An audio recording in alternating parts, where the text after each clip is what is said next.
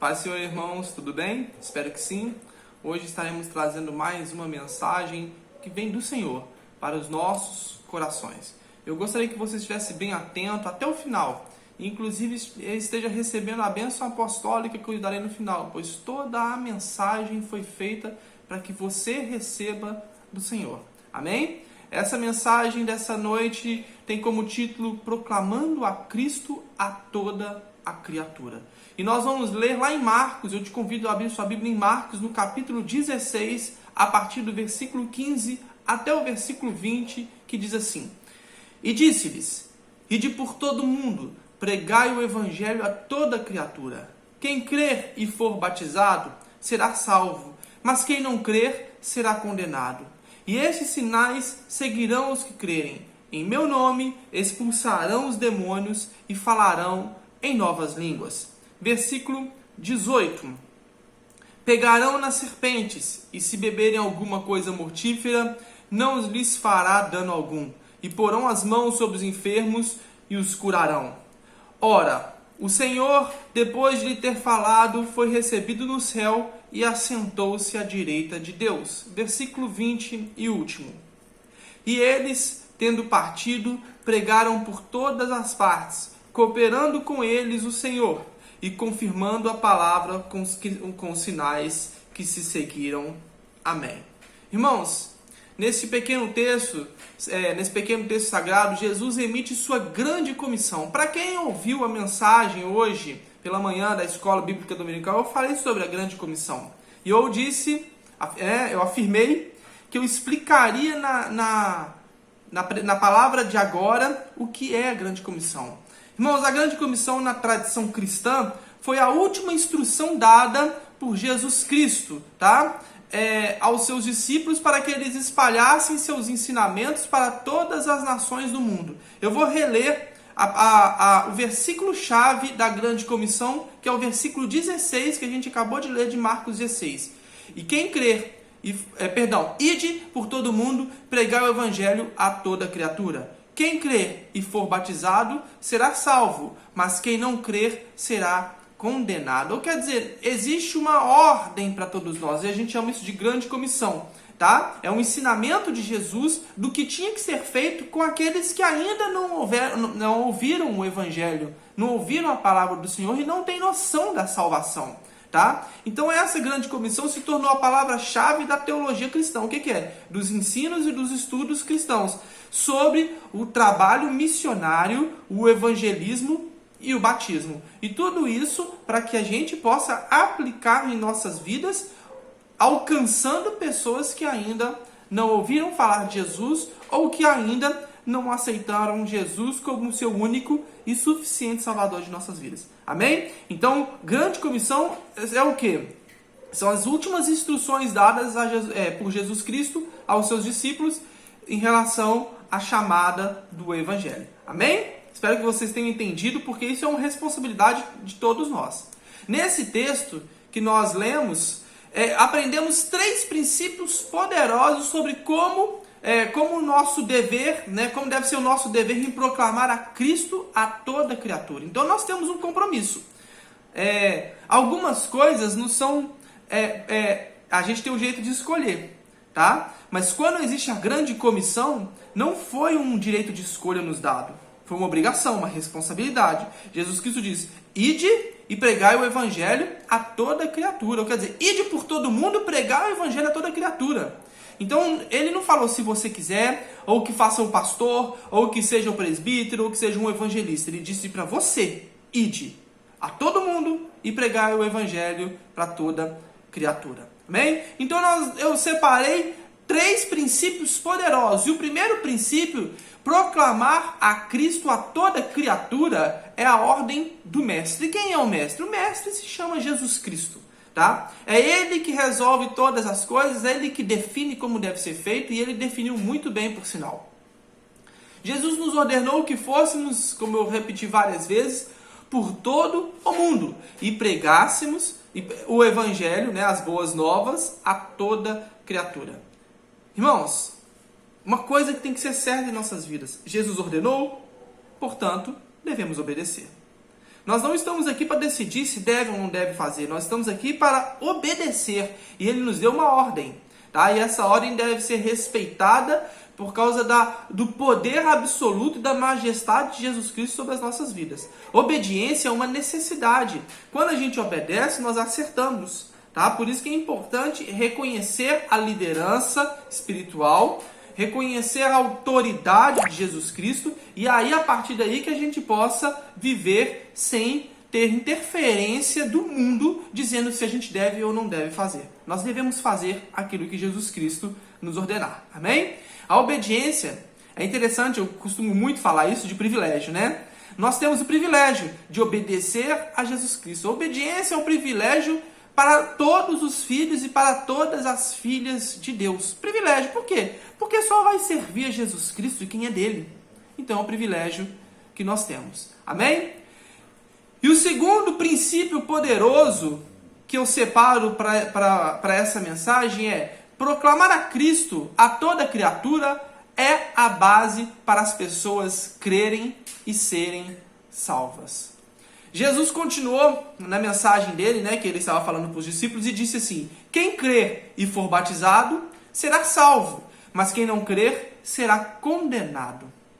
Aí a gente já percebe que Jesus já proclamou o evangelho dele. Ele já deixou claro que o evangelho tem que ser alcançar as pessoas. E Paulo proclamou o evangelho, quer dizer, nós vemos Jesus proclamou o evangelho, Paulo proclamou o evangelho, e nós? Aonde nós estamos? Aonde nós nos encaixamos? Certamente nós também devemos proclamar o evangelho. Eu gosto de um versículo que eu carrego na minha vida: como ouvirão se não há quem pregue? Se você não pregar, como que o seu parente vai ouvir? Como que seu vizinho vai ouvir? Como que seu colega de trabalho, da escola, da faculdade vai ouvir se você não pregar? Portanto, Jesus pregou, Paulo pregou, e eu, e você, e todos nós também vamos pregar. Amém? O que é pregar? Não é segurar o microfone não, irmãos. Pregar é falar do evangelho de Jesus Cristo, da vida dele, das obras dele, e de que um dia ele vai voltar para buscar os seus fiéis. Então pregue essa palavra. Sabe por quê, irmãos? Porque se eles crerem essa palavra, se eles crerem essa pregação, se eles crerem nesse evangelho, serão salvos. Então faça parte desse trabalho que alcança vidas e resgata vidas do inferno e as leva para o céu. Faça parte desse grupo seleto do Senhor. Somos selecionados pelo Senhor para fazer a grande obra. Amém? E o terceiro princípio poderoso que eu separo nessa noite é: proclamar Cristo a toda criatura é o propósito de sinais e maravilhas. É interessante que a gente vê, eu falei sobre isso na escola bíblica dominical, de igrejas que estão preocupadas com roda-roda, gira-gira, poder, manto e fogo caindo do céu a todo custo, milagres estranhos. Nós vemos isso na internet com muita facilidade. Facebook e YouTube estão lotados disso, tá? Milagres falsificados, mistura que a gente chama de sincretismo religioso. A igreja evangélica com o candomblé dentro dela, e as pessoas estão girando como se estivessem girando dentro de um terreiro. Isso, nós como verdadeiros cristãos, em que entendemos a palavra do Senhor, devemos nos afastar. Mas temos que entender ao mesmo tempo que os sinais e as maravilhas fazem parte do evangelho do Senhor Jesus Cristo, mas quando existe autoridade da parte dele.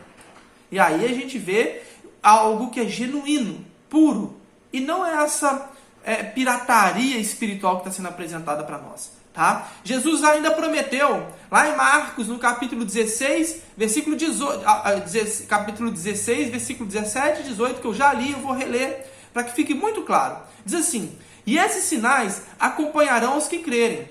Em meu nome expulsarão demônios, falarão novas línguas, pegarão em serpentes, e se beberem alguma coisa mortífera, não lhes fará dano algum, e porão as mãos sobre os enfermos, e esses serão curados. Não importa o que o mundo diga para você. O que importa é o que a palavra diz. Jesus Cristo disse que você pode fazer. E por que não vai fazer? Jesus Cristo disse que você pode curar os enfermos. e que se você colocar a mão sobre eles, eles serão curados. Não foi um homem que disse, foi Jesus Cristo, foi o seu Senhor. Então, se ele disse, coloque na sua cabeça, no seu coração, que é a verdade absoluta que você pode fazer. Mas é claro que para isso há necessidade de um preparo espiritual. Então, corra, peça para o Senhor, para que ele te dê esse dom, e você poderá fazer maravilhas assim como Jesus Cristo fez. Amém? Sabe por quê? Porque nós devemos ir, né, no poder do Espírito Santo, esperando que Deus confirme o Evangelho com sinais e maravilhas. O que acontece? Eu vou pregar. E sinais e maravilhas, irmãos, não necessariamente tem que ser um poder que desce do céu que você está vendo. Mas sabe quando você está pregando, falando de Jesus, e a pessoa que está te ouvindo está sentindo a presença de Deus? É um sinal, é uma maravilha de Deus, é a presença do Espírito Santo, que é coisa melhor e maior do que isso. Então nós precisamos de pregar o Evangelho aguardando sinais e maravilhas. Aguardando o anúncio do Senhor, a resposta que Ele está presente naquilo. Tá? Quantas vezes na igreja nós sentimos a presença de Deus? Na verdade, eu sinto todo culto, né? O certo é a gente sente todo culto, mas quantas vezes a gente sente que algo poderoso está ali a mais? E a gente fala assim, Deus está neste lugar. Sinal de maravilha. Tá? Então, quando nós pregamos o Evangelho, ele já vem automático com sinais e maravilhas, quando ele é pregado com fidelidade. O que eu quero dizer? Quando não querem inserir outras coisas estranhas no meio da igreja. Tá? E eu falo muito isso, eu tenho falado muito sobre isso, porque eu me preocupo com os irmãos. Eu vejo canais de televisão onde se preocupam com milagre. Então traz lá no meio do auditório uma pessoa paraplégica e depois você descobre na internet que aquela pessoa nunca foi paraplégica. Tá? Então são pessoas, falsos pastores, falsos homens de Deus que estão trazendo a sujeira para dentro da igreja. Mas nós vivemos a palavra. E quando nós vivemos a palavra, nós fazemos o que houve na escola bíblica dominical. Nos enchemos de conhecimento. E conhecereis a verdade, e a verdade vos libertará. Então que a gente possa estar sempre preparados para receber essa palavra do Senhor. Amém? Nunca devemos esquecer, irmãos, que o propósito do Evangelho, né, dos sinais e da maravilha, é apontar para a pessoa de Jesus Cristo. Apontar as pessoas, para chegar para mostrar às pessoas, olha, tudo isso está acontecendo por causa dele, de Jesus. É assim que deve ser. Infelizmente, eu vejo pessoas que adoram o seu pastor, de adorar mesmo, de chegar a idolatrar, de defender os seus erros a todo custo. Nós temos que defender o nosso pastor, mas não os seus erros, mas defender em relação à pessoa que ele é. Mas quando a gente vê na própria internet, eu vejo muito no Facebook pessoas que estão adorando o seu pastor porque ele faz sinais e maravilhas. Se ele realmente estivesse andando correto, ele estaria apresentando sinais e maravilhas para que as pessoas enxergassem Jesus Cristo. Jesus Cristo deve ser enxergado em cada sinal, em cada maravilha.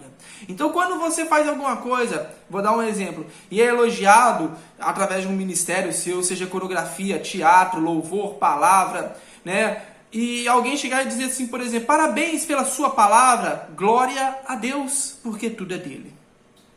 Dele, por ele e para ele são todas as coisas. Então a gente tem que começar a desfocar a nossa adoração para homens e trazer para o Senhor. Eu já vi, infelizmente, muitas vezes pessoas, e eu não estou falando em relação à nossa igreja, graças a Deus, isso eu posso afirmar porque nunca aconteceu, mas já vi pessoas deixando de ir para o culto na sua igreja, para ir em outro local, em festividades, porque naquela igreja vai um cantor famoso. Olha como é triste essa realidade. Então quer dizer que aonde está o cantor famoso é onde vai ter maravilhas e na sua igreja não vai ter? Então que a gente possa estar bem atento em relação a isso, tendo uma certeza absoluta. Jesus Cristo é o centro da sua atenção como cristão. Você não vai olhar para o lado, você vai olhar para o alvo, que é Jesus. Amém? Como conclusão, irmãos, devemos proclamar a Cristo a toda criatura. Tá? Aquilo que eu falei durante toda essa mensagem. As pessoas precisam nos ouvir, precisam ouvir a nossa voz, precisam ouvir falar de Jesus Cristo. Então você precisa falar dele para que chegue aos ouvidos dos outros. Então vem agora e comprometa-se a proclamar a Cristo a toda criatura. Para agora, não é daqui a pouco, é neste momento. Comprometa-se a falar de Jesus Cristo para todo mundo. Comprometa-se a falar de Jesus Cristo para o seu vizinho, para o seu colega, para os seus familiares, que na sua casa, se há alguém na sua casa que ainda não aceitou Jesus, comprometa-se a falar de Jesus Cristo para ele. Ele precisa de ouvir e ele precisa dessa salvação e você precisa falar. Olha como que nós temos compromisso. Então peça para Deus que você esteja capacitado através do Espírito Santo a pregar e trazer as boas novas de Jesus Cristo. Amém? Eu vou estar orando agora e em seguida estarei trazendo a bênção, impetrando a bênção apostólica. Eu gostaria que você estivesse participando até o final. Então já prepare o seu coração e nesse momento de oração, já peça para o Senhor para que Ele te instrua e te capacite para você trazer as notícias de boas novas para todos aqueles que necessitam de ouvir. Amém? Senhor Deus, meu Pai, obrigado, Senhor, porque mais uma vez o Senhor está instruindo a sua igreja da necessidade de pregar sobre as boas novas, sobre o Senhor, sobre Jesus Cristo e a volta dele. Sabemos, Pai, que quando Jesus Cristo voltar, ele será a cura dos salvos. Mas também haverá perdição para aqueles que não se encontram no arraial do Senhor. Então, Pai, em nome de Jesus, esteja nos instruindo, nos capacitando, nos inspirando, nos preparando para que a gente possa estar nas ruas, dentro da nossa casa com os familiares, dentro do trabalho, seja onde for, que a gente possa estar anunciando que Jesus Cristo vai voltar. Mas ele vai voltar para alguns, só para aqueles que o reconhecem como o único e suficiente Salvador. Então, Senhor, nos prepara para que a gente possa ser bons obreiros para a glória do Senhor, em nome de Jesus. Amém e amém. Que a graça do nosso Senhor Jesus Cristo, que o amor de Deus e as doces consolações que provêm do Espírito Santo do Senhor sejam sobre todos aqueles que aguardam ansiosamente a volta do nosso Senhor Jesus Cristo. E você que está me ouvindo e vendo nesta mensagem, diga amém. Que Deus nos abençoe, irmãos.